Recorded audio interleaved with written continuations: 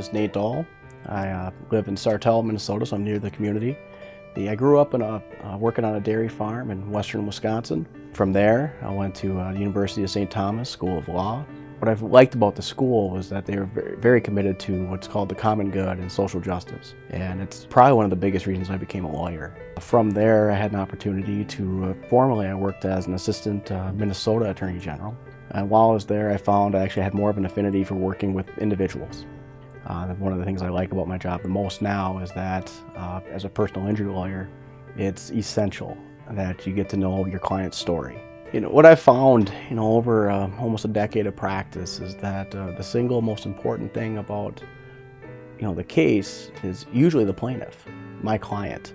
One of the most important things for me to do then is to get to know my client, know their story.